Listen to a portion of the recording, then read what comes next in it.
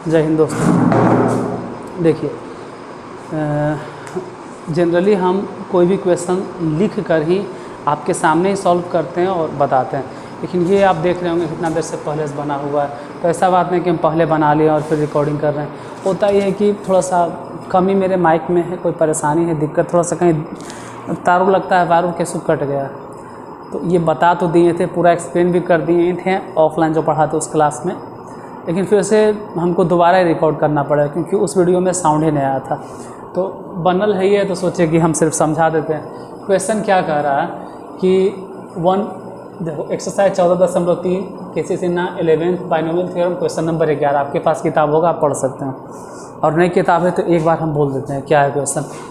Question में है कि यदि 1 + x⁴ 2n के प्रसार में x⁴n का गुणांक, फिर से सुनना ध्यान से, यदि 1 + x⁴2n 1 +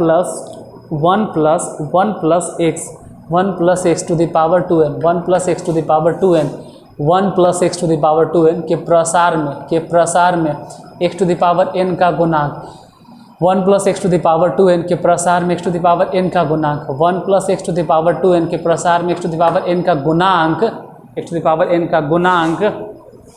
1 + x⁴2n - 1 1 + x⁴2n - 1 के प्रसार में x⁴n के गुणांक का 2 गुना है।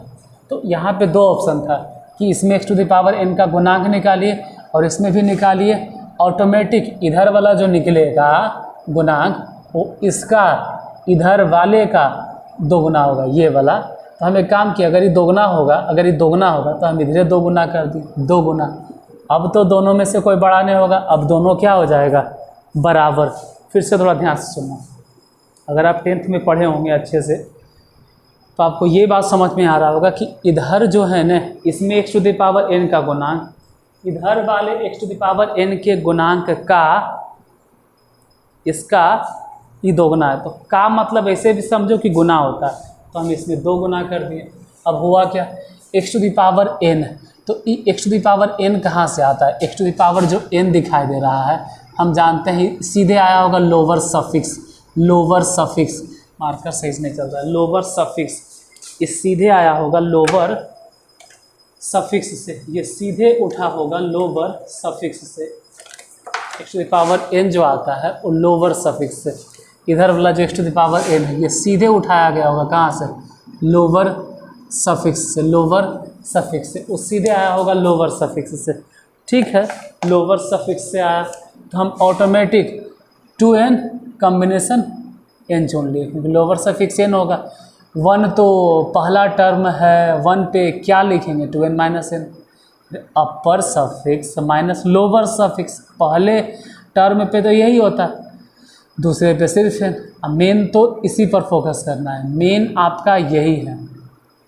देखो ये सब इतना लिख रहे हैं क्योंकि ऑलरेडी हम इस हिसाब को 2 बार बता चुके हैं, लेकिन साउंड के प्रॉब्लम होने की वजह से इसको तीसरा बार बताना पड़ रहा है। परेशानी बहुत हो जाता है कभी कभी।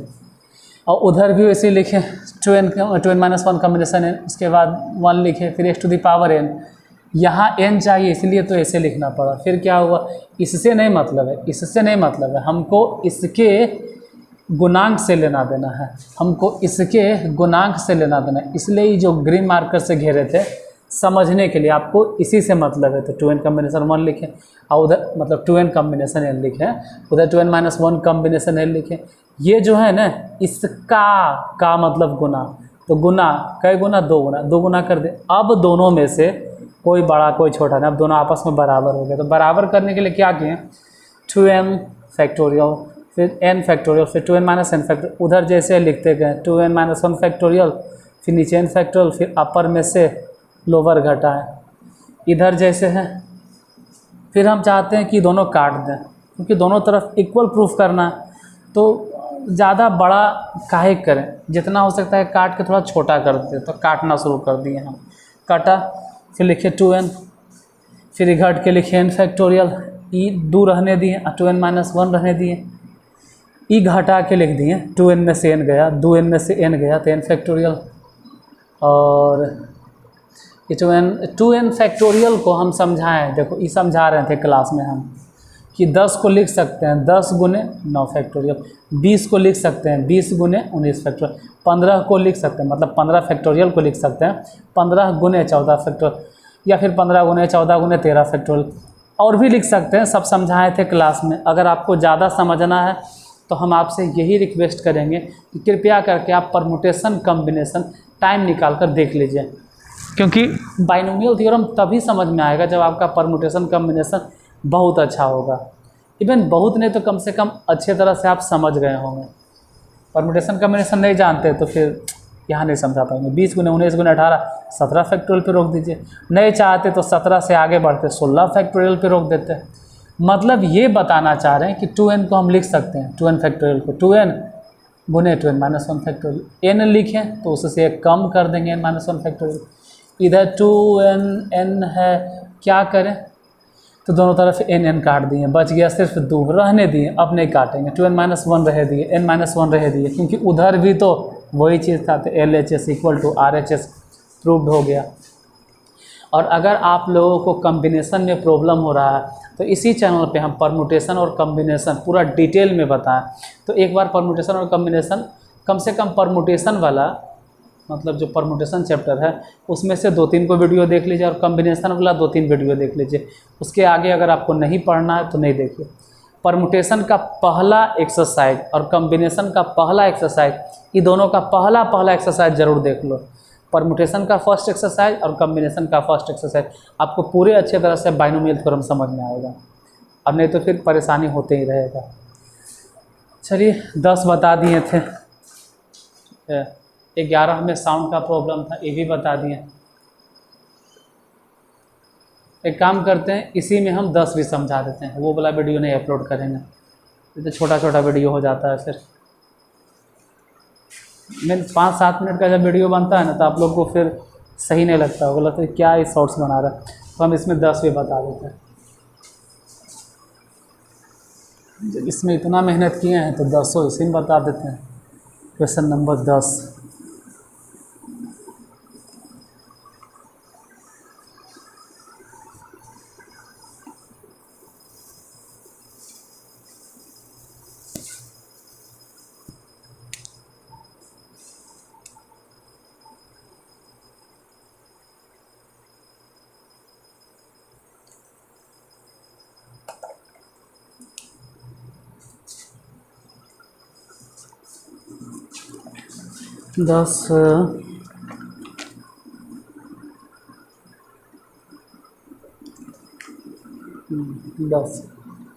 क्वेश्चन नंबर 10 है, m का धनात्मक मान ज्ञात कीजिए। m का धनात्मक मान ज्ञात कीजिए जिसके लिए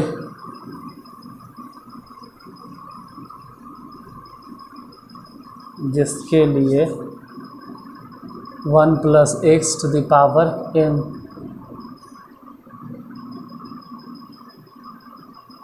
के प्रसार में x² का गुणांक 6 है या 6 हो। देखो क्वेश्चन अच्छे तरह से आप समझ लीजिए। अधिकांश स्टूडेंट को लगता है ना कि हम सॉल्यूशन समझेंगे। बाबू अगर आपको क्वेश्चन समझ में आ गया तो सॉल्यूशन समझने में टाइम नहीं लगेगा। क्वेश्चन क्या कर रहा है, m का धनात्मक मान ज्ञात कीजिए जिसके लिए 1 + x to the power m के प्रसार में x² का गुणांक 6 है। इसमें सामान्य पद निकाल सकते हैं, लेकिन काहे झंझट लें, क्योंकि पहला टर्म तो ऐसे भी 1 है, तो पहला वाला टर्म तो ऐसे भी 1 है। मतलब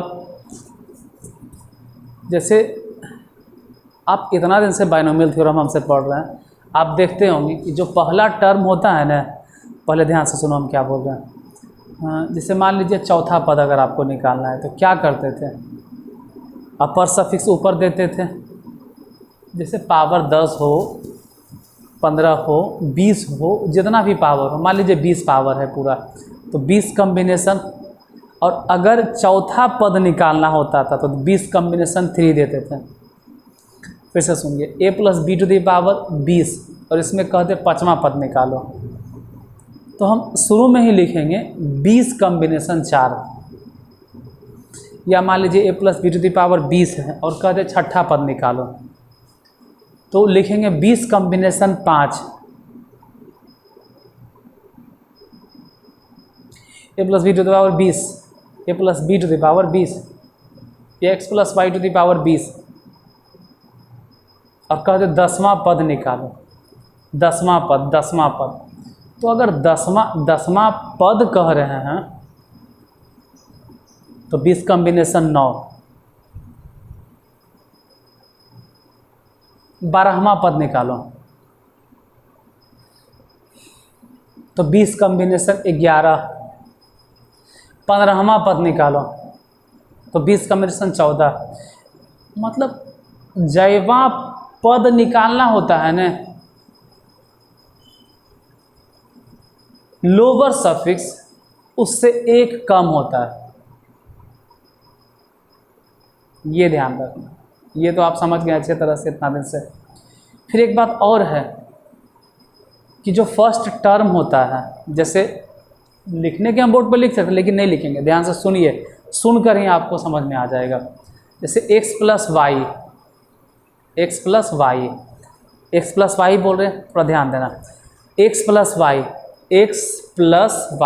तो उसमें पहला टर्म हो गया x और दूसरा टर्म हो गया y, तो x plus Y to the power 20। तो पहला टर्म तो x हुआ, तो x पर जो पावर होगा वो अपर सफिक्स माइनस लोअर सफिक्स। ये सीखा है कि पहले टर्म पे जो पावर होगा वो अपर सफिक्स माइनस लोअर सफिक्स, और दूसरे टर्म पे जो पावर होगा वो सीधे एकदम लोअर सफिक्स। बस यही कॉन्सेप्ट हम यहाँ लगाने वाले हैं। यहाँ ध्यान देना, 1 plus X to the power n के प्रसार में x स्क्वायर का गुणांक बराबर कितना है 6। हम तोड़ना शुरू किए, n कॉम्बिनेशन कितना हम चुनवे करेंगे, ऑटोमेटिक 2। ऐसे काहे चुन रहे, चुनना ही पड़ेगा। क्यों चुनना होगा? क्योंकि जब लोअर सफिक्स 2 होगा ना तब भी x स्क्वायर बनेगा। जैसे 1 लिखे तो 1 पे पावर क्या n-2 और फिर x पर पावर क्या 2। इसमें से हमको x स्क्वायर नहीं चाहिए, x स्क्वायर नहीं चाहिए, बल्कि x स्क्वायर का गुणांक चाहिए। यानी कि चाहिए क्या n कॉम्बिनेशन 2, n कॉम्बिनेशन 2 क्या है भाई 6 है। ऊपर से 2 सीढ़ी उतरना तो पहले n लिखेंगे और फिर n-1 लिखेंगे। नीचे से 2 सीढ़ी चढ़ो, 1 गुने 2। कुछ लोग बोलते हैं कि कभी आप फार्मूला लगाते हैं, कभी फार्मूला नहीं। देखो बाबू, जहाँ फार्मूला की नहीं ज़रूरत है वहाँ नहीं लगाएं, ऐसे ही बन जाएगा n इंटू n-1 बराबर 12। 12 कैसे हुआ सोचो, 2 जो बटा में है उधर गुना हो जाएगा तो 2 छक्के 12 हो जाएगा। ये n बड़ा भाई है, n-1 उससे 1 साल छोटा भाई है। जैसे पहले n लिखें और फिर n-1 लिखें, तो n और n-1 उससे एक कम है। अब n-1 अगर उससे एक कम है तो वैसे ही हम 12 को तोड़ेंगे। पहले लिखेंगे 4 और फिर लिखेंगे 3। 4 बड़ा भाई और इससे एक कम है 3, तो गलती हो गया हमसे। क्वेश्चन में m है, पावर n दे दिए हम। I am so sorry, I am very sorry, माफ़ करना, हमसे गलती हो गया। पावर देना चाहिए था m और हम देने जा रहे हैं n। m का मान है, ठीक है, ऐसे कैसे हो गया? पावर m चलेगा, m होगा। सिज माई मिस्टेक, यहाँ पे गलती हमसे हो गई, इस गलती को माफ़ कर देना आप, ठीक है। तो m बराबर हो गया 4। या तो फिर ये बोलो कि m-1 बराबर 3, तो m इक्वल टू यहाँ से भी कितना होगा 4, मतलब आप कुछ भी कर लीजिए m इक्वल टू आएगा 4। चलो 10 और 11 बता दिए, बताने के तो और भी बताते लेकिन ऑलरेडी सब क्वेश्चन बताएं, दोबारा बताना पड़ा, दोबारा बताने में थोड़ा सा हालत ख़राब हो जाता है। सेम क्वेश्चन को एक ही दिन में 2 बार 3 बार रिपीट करना ना, एक ही क्लास के लिए कभी कभी इरिटेशन नहीं लगता है। तो मिलते हैं अगले वीडियो में, तब तक के लिए जय हिंद।